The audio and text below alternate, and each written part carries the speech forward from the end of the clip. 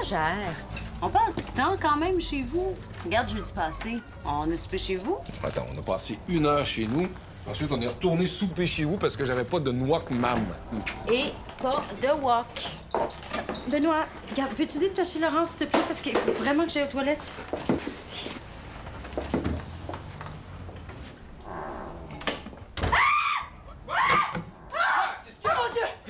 Dans ton bain, il y a... Quoi? Oh, il y a un animal préhistorique! Oh, on reste pas ici, moi je m'en vais chez nous! Pas de panique, c'est rien. Oh, vous allez le traumatiser! C'est quoi cette cochonnerie-là? C'est Carlos Castaneda. Il n'est pas question que moi ou ma fille, on prenne notre bain là-dedans! Je savais pas que vous veniez aujourd'hui, sinon je vous aurais prévenu. Esther, Benoît, je vous présente notre fils. C'est Carlos Castaneda. Dis bonjour, Carlos Castaneda. Il est timide avec les étrangers. Qu'est-ce que ce monstre-là fait dans mon bain? Appelle-le pas comme ça. C'est Carlos Castaneda Dumais-Provencher, son nom. Oh, parce que c'est un nom de famille en plus! C'est Simon qui me l'a offert pour l'anniversaire de notre premier mois. Peux-tu m'expliquer ce que ton batracien fait dans mon bain au lieu d'être chez vous dans Ça, votre... c'est une erreur commune, mais l'iguane ne fait pas partie de la famille des batraciens. On pourrait le reprendre dès que la peinture est sèche. On est en train de repeindre mon bain bleu ciel. Mais ça, là, c'est la couleur de la mer des Galapagos. C'est pour que Carlos Castaneda se sente plus chez lui. D'ailleurs, ça tombe bien que vous soyez là parce qu'on voulait vous demander si vous accepteriez d'être les parrains Oh, de ça, Carlos je pense Castaneda. qu'on serait mieux d'en reparler une autre fois, Simon. Viens, Simon, on va juste finir. Tu vois, des affaires comme ça, là, ça arrive pas chez nous. Hey, venez chercher votre bureau dactyle!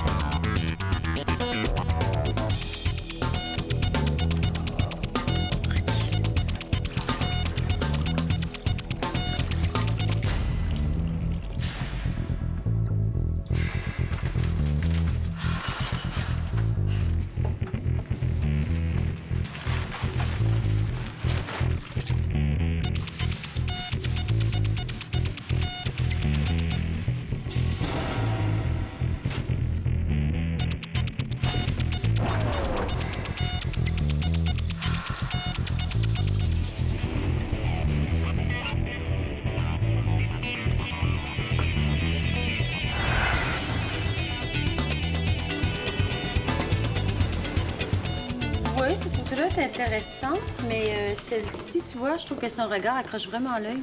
Ah oui? C'est son regard qui t'accroche, toi. Benoît, faut que tu m'aides, là. J'ai fait le tour de toutes mes ex. Je suis poignée, j'ai besoin d'un homme, ça presse. J'ai-tu l'air d'un gigolo? Ah! Pervers! Pas ça! Franchement, penses-tu que si un jour je tombais si bas, c'était toi que je demanderais de me désabstinencer? Bah! Hey, je couche avec lui, moi. Mais non, mais pour toi, il est correct, là. De toute façon, il peut pas m'aider. Ma mère l'a rencontré au baptême. Pourquoi tu cherches un gars? Je pensais que t'avais arrêté. Oh, j'ai mes parents à souper. Pour qu'ils arrêtent de m'achaler, je leur ai dit que j'avais un chum. Mais là, comprends-tu, ils veulent le rencontrer. Puis crois-le ou crois-le pas, là, c'est moins compliqué de trouver un gars qui va faire semblant d'être mon chum que de leur dire que j'en ai pas. Fait que ce qui m'arrangerait, c'est que tu demandes à ta sœur si elle accepte de me prêter son chum pour la soirée, en tout bien tout honneur, puis je vais payer comme des raisons. Mais voyons, Hélène, pourquoi tu ne dis pas à tes parents que t'as pas de chum? On est au 21e siècle. Le célibat est plus une maladie honteuse. Ma mère m'envoie des dépliants d'agences de rencontres. Le dernier en liste offrait même une section homosexuelle au cas. Mon père veut me présenter le meilleur vendeur de sa concession automobile. Il s'appelle Ronald. Puis comme il me l'a expliqué, il est flyé, lui, avec. Il a une couette et une boucle d'oreille. Benoît. Premièrement, c'est non. Deuxièmement, là, même si je demandais, ça marcherait pas. Ma soeur et son chum sont soudés à la hanche. Bon, c'est quand ton souper? Samedi. Oh! Moi, je vais faire pour trouver un gars qui a de la lutte samedi. Moi, je suis à court de ressources. Vincent, as-tu tes nouvelles? Ah, Hélène Charbonneau, franchement. Ah oui, t'as raison. Ma mère, il croira pas. Hélène. Es-tu certaine que t'as demandé à tout le monde? À tout le monde, tu dis, j'ai même demandé à Frank, là, mais il refuse de retourner dans le garde-robe, même si la cause est juste et noble. Il y a peut-être quelqu'un que t'as oublié. Quelqu'un que tu côtoies tous les jours. Un beau grand brun. Ben oui! Comment j'y ai pas pensé plus tôt? Le messager, merci, Charles.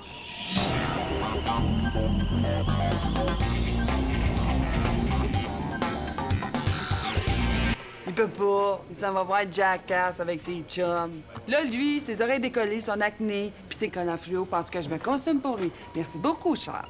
Il y a quelqu'un qui t'a pas demandé. Ah, pas David. No way, je refuse de passer après ça. Moi, épaisse. Moi, tu me l'as pas demandé à moi. Mais non, pas toi. Comment ça, pas moi? T'as demandé à tous tes ex, là, à un gay, un lunatique, au messager du bureau, c'est quoi? J'ai pas les qualifications nécessaires pour être ton chum fictif pour 3 heures. Maman, elle croira jamais que t'es mon chum. Hélène, on a couché ensemble. Ah, mais t'es trop pas mon genre. T'es trop salon de bronzage, trop macho, trop pitoune, trop genre, trop vous êtes charmante, mademoiselle. Voulez-vous monter à mon love, voir mon book? Bon, OK. Regarde, le concierge finit son chiffre à 5 heures. Si tu peux le convaincre de pas enlever son partiel pour manger, il devrait faire la conquête de tes parents. Charles! Est-ce que je t'ai insulté?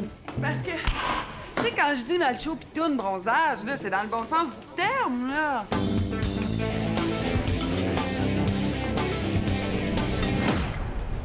C'est bon? Toi? Oui, très.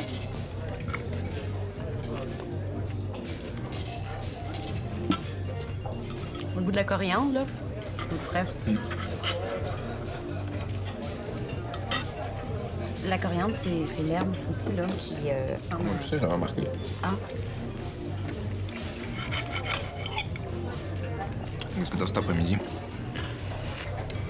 Réunion de prod? Toi? Moi aussi.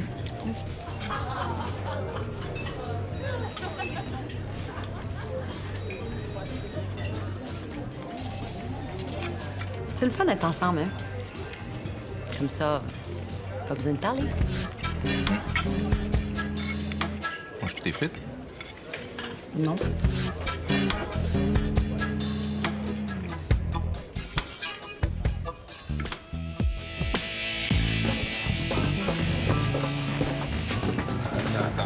Attends. Salut. Je t'ai dit de la voir. Si, voir que tu transportes là-dedans de la brique. C'est les livres de Simon. Ça, ouais, c'est quoi ce bordel-là? C'est les affaires de Simon. On a décidé d'habiter ensemble. Oh! Tu leur as annoncé la bonne nouvelle? On peut lire dans vos visages que notre décision vous surprend un peu, mais ça a été mûrement réfléchi. Quand est-ce que vous avez eu le temps de réfléchir? C'est 5 minutes que vous êtes ensemble. C'est pas un petit peu rapide, votre affaire? Je te demandais pas ton avis, Benoît. Je t'informe, c'est tout. Justement, on voulait vous inviter à fêter la bonne nouvelle. Ben, on avait vu ça comme une bonne nouvelle, là, mais les goûts et les couleurs, ça se discute pas. Ah non, on va venir. On est content pour vous. C'est une bonne nouvelle. Ah, puis ça aurait pu être pire, hein? Vous auriez pu faire comme nous, puis attraper un bébé après votre première nuit. Ah, vous... Non, non. T'es pas enceinte. Non, on niaise! Benoît, je suis pas enceinte. Encore. Hey, on la garde quand je vais te présenter ma mère. À tantôt. Viens, j'ai acheté du hummus.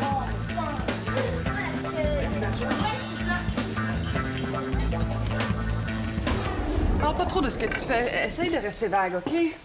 Ben là, quand même, je fais de la photo. Je suis pas un acteur de film porno. Ouais, mais pour mon père, là, la photo de mode, c'est de la pornographie politiquement correcte. Ah, oui. Si ma mère te demande, t'es tombé amoureux de moi au premier regard, mais ça t'a pris 2 ans à me convaincre de sortir avec toi. On se fréquente depuis 7 mois. Ben non, ça marche pas. T'étais avec Jacques. Ouais, mais ça, elle sait pas. Le premier contact entre Jacques et ma mère, ça n'a pas très bien passé. Jacques était tout nu, puis... En tout cas, pour faire une histoire courte, là, elle sait pas que je suis sortie avec lui pendant 1 an puis que j'ai fait une dépression nerveuse quand tu m'as laissé.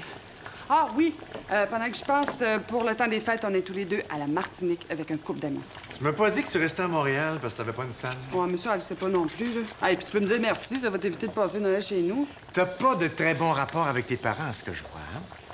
Ben oui, j'ai des bons rapports. Dans la distance, là, mais j'adore mes parents. Dans la distance. Tiens, ça, c'est une liste des choses que tu devrais normalement savoir à mon sujet. J'ai aussi mis des petites notes biographiques sur notre couple pour qu'on dise les mêmes affaires. Ça marchera jamais. À quoi j'ai pensé?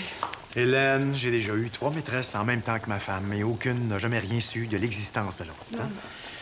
Inquiète-toi pas. La menterie, c'est mon habitat naturel. Je te téléphone 15 fois par jour. Je suis quoi, moi? Retardé mental? Pas retardé mental, amoureux. Je t'expliquerai le concept plus tard. Merde! Les parents! Oh! Ça va-tu leur rentrer dans la tête un jour que ça se fait pas arriver chez le monde une demi-heure d'avance pour un souper? Fais-toi-en pas, ça va bien aller. Hein? Je vais rester dans des généralités. Hein? Tiens. Je vais leur parler de ta nomination au prix de journaliste. Non, pas ma nomination. Je leur en ai pas parlé. Vague, je te dis. Reste vague.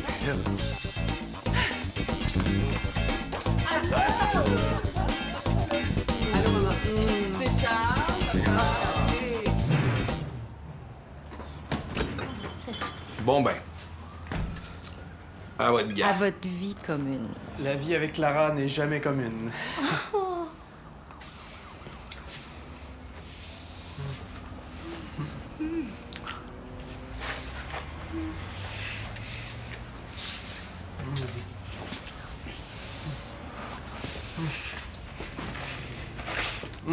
Oui. Excusez. Qu'est-ce que vous faites ce soir, les amoureux? Nous?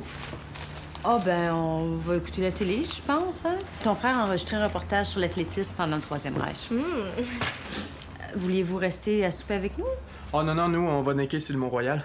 À moins que vouliez-vous venir avec nous? Ah ben oui, venez, Simon connaît des super bons spots. Ben, vas-y, toi, je vais garder la petite. Mais non, je vais rester avec toi, Benoît. Non, vas-y, ça va te faire du bien. Benoît, ils s'en vont niquer. On a une grande nouvelle à vous annoncer. J'ai décidé de passer mon cours de taxi. Simon et moi, on va travailler ensemble. Non, je sais ce que tu penses, là.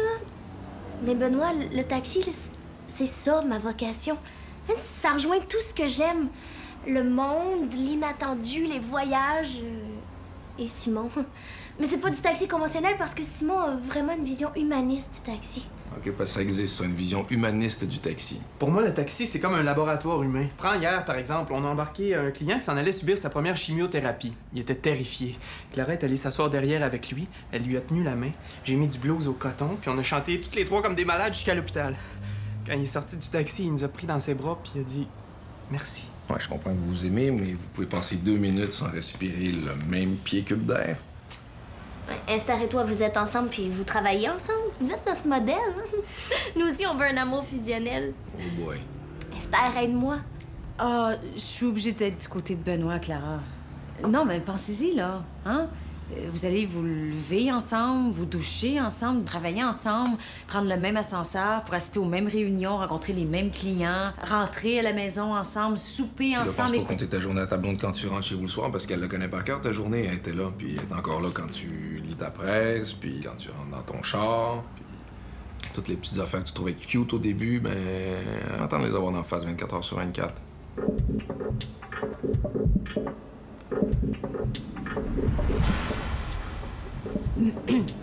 Non, mais tout ce qu'on dit, là, c'est réfléchir avant de poser des gestes que vous pourriez regretter, là. Ouais, c'est ça, c'est tout ce qu'on dit. Parlez-nous de vous, Charles. Hélène nous a tellement rien dit. Vous savez combien elle est introvertie? Introverti, oui, très introverti. En tout cas, elle nous a beaucoup amusés avec le récit de votre déclaration. Le moins qu'on puisse dire, c'est que vous n'avez pas peur du ridicule. Ben, je me suis dit que pour avoir une femme comme Hélène, il faudrait que j'y mette le paquet. Quand même! Vous auriez pu vous faire très mal. Je vois que tu leur as tout raconté. Ben, pas tout, là. Seulement, comment t'as failli te casser les 2 jambes en escaladant la rampe d'incendie de mon building pour venir me faire ta déclaration d'amour en pleine nuit. Je sais pas où je vais chercher ça, tous ces idées-là. En tout cas, vous avez dû être surpris quand la police est arrivée, là. Et ça me surprend encore à chaque fois que j'y repense. La rampe d'incendie, mais qu'est-ce qu'on ferait pas pour la femme qu'on aime? Ah oui, Hélène a toujours été une grande romantique. Hein? Ça, c'est ce qui m'a tout de suite séduit chez Hélène. Son côté fleur bleue, là, romantique. Leur as-tu raconté la fois où je t'ai sauvé de la noyade après que tu sois tombé dans le lac au castor pendant une session de photos? Eh non. Non? Elle nous a rien dit. Racontez. C'est un titan qu'il a devant lui, il le dévore constamment. Quel farceur actif. Oh là à gauche, juste à la sortie du bris.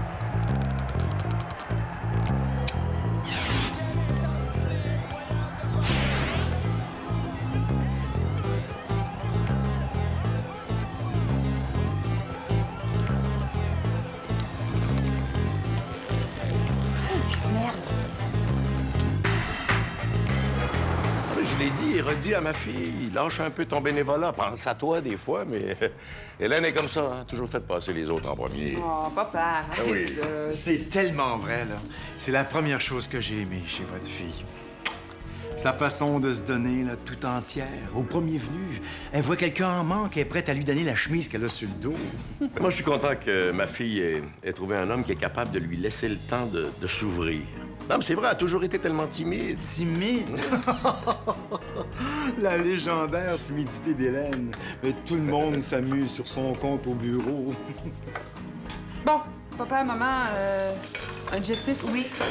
Je veux lever mon verre à Charles, qui a eu la patience et la persévérance de donner à Hélène tout le temps dont elle a besoin pour se montrer à nu.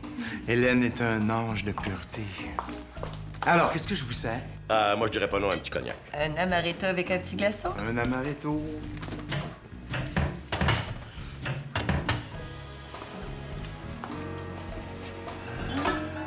Toi, mon ange, est-ce que je te sers un petit amaretto? Oh non, ça suffit pour moi, merci. Ah oui, Hélène n'a jamais tellement bien supporté l'alcool. Qu'est-ce qu'il y a? Excusez-moi, c'est ma gorge. Ah, il y a des végétations. Il y a plein de végétations dans la gorge. Ah oui? Oh. Ça va? Oui, oui. Tu du squash demain? Non. 6h30? 6h30. Ah, tu pensais acheter du lait pour demain matin? Du 1% pour toi, du 2% pour moi, du 3,25% pour Félix et du maternité pour la petite. Merci. Ah, tu as le temps de parler au pigiste pour le spécial Saint-Valentin? C'est fait. Bonne nuit.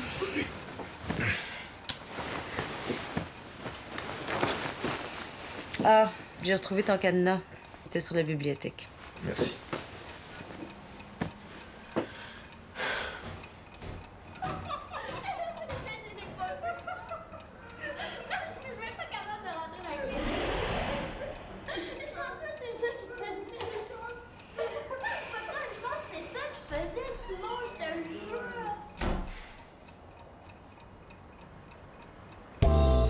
Ça marche pas. Quoi, qu'est-ce qu'il y a? Il y a plus de piquant dans la vie de couple de mes parents qui sont séparés depuis 15 ans qu'entre nous deux. Ça fait même pas 6 mois qu'on est ensemble, on passe déjà nos soirées à écouter la télé, pendant que ta sœur et son chum font du necking sur le Mont-Royal. On n'est même pas foutus de s'embrasser pendant les publicités. Simon lui a offert un iguane à ta sœur pour leur anniversaire. Puis quand tu veux un iguane... Non. Puis à part ça, excuse-moi, mais penses-tu que c'était particulièrement hot et sexy de devoir scrubber le bain toute une soirée comme une névropathe? Ah, si j'avais voulu d'une relation plate et ordinaire, là, je me serais pas donné tout ce trouble-là. Je serais restée avec Vincent. Excuse, mais qu'est-ce que tu veux de moi, juste? Là? J'ai couru au bureau toute la journée. Après, j'ai couru à la réunion parents-maîtres à l'école de Félix. J'ai fait 2 épiceries pour trouver toutes les sortes de lait qu'il te faut pour taper d'esprit. J'ai fait le souper, la vaisselle. Je me suis ostiné pendant 2 heures avec Anne-Sophie au téléphone pour les maudites vacances de Noël parce que l'ex de Sabin a décidé de changer ses dates. Fallait-tu en plus que j'escalade le mur de mon building avec une corde pour venir te chanter la sérénade en t'offrant un bouquet d'iguane? Non, mais tu pourrais au moins faire semblant d'être content que je sois là. J'ai l'impression d'être invisible. Je pourrais m'en aller chez nous, là, que tu t'en rendrais même pas compte. Non, je m'en rendrais compte certain. Il y aurait de la place pour mon rasoir dans ma pharmacie. Je serais pas obligé de coucher dans un champ de marguerite. Mon salon sentirait pas la Provence. Puis je connaîtrais les légumes qui sont dans mon frigo par leur nom. Ah, hey, je peux m'en aller chez nous si je t'attends tant que ça, hein? T'as pas l'habitude de me demander ma permission.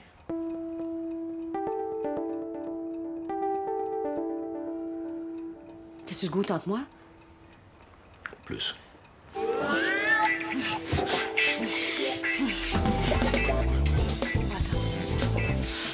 que j'aille mettre mon diaphragme. Non, attends. Je veux pas un autre bébé tout de suite, hein? Bon.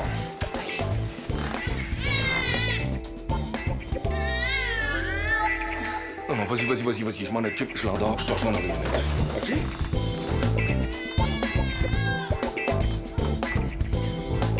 Vous venez nous voir à la maison quand vous voulez. Toi. Ciao. Monsieur Charbonneau, au plaisir. Bye. Charles. Mouah! Ah, je suis obligée de te lever mon chapeau. Moi qui t'ai toujours vu comme une guidoune finie. T'es le genre fictif idéal. Laisse donc faire, toi. C'est quoi ça? Ces gens-là te connaissent pas pantoute, Hélène. Ben oui, franchement, c'est mes parents, c'est sûr qu'ils me connaissent. Hey, je me pensais bon menteur, mais je viens de rencontrer mon maître, hein? Quoi, j'arrange un peu la vérité pour pas qu'ils se fassent d'inquiétude et surtout pour pas qu'ils m'achalent avec leurs questions. Hélène, ton père pense que t'as pas d'enfant parce que t'es infertile. Tu peux pas comprendre. T'es un gars. Si t'es une femme et que tu veux pas d'enfant, t'es un monstre d'égoïsme. Mais si t'es une femme et que tu ne peux pas avoir d'enfant, t'es une martyre. Et surtout, personne n'ose aborder la tragique question en ta présence. Non, je te lance pas la première pierre, là. Ma mère a toujours pensé que ma femme m'a laissé parce qu'elle comprenait pas ma vie d'artiste.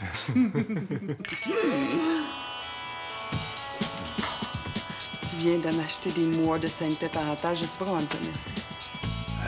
Je peux te coucher ici. Juste un French d'abord. Comment tu l'as trouvé? Bien. Peut-être un peu lent, quand même. Je n'osais pas le dire la première. Hélène, c'est ma fille, je l'aime, mais quand même, un ange de pureté. S'il fallait encore une preuve que l'amour est aveugle. Écoute, elle a 36 ans, un caractère de chien, aboie, jure, à couraille. Dans les circonstances, je le trouve pas mal bien, ce gars-là.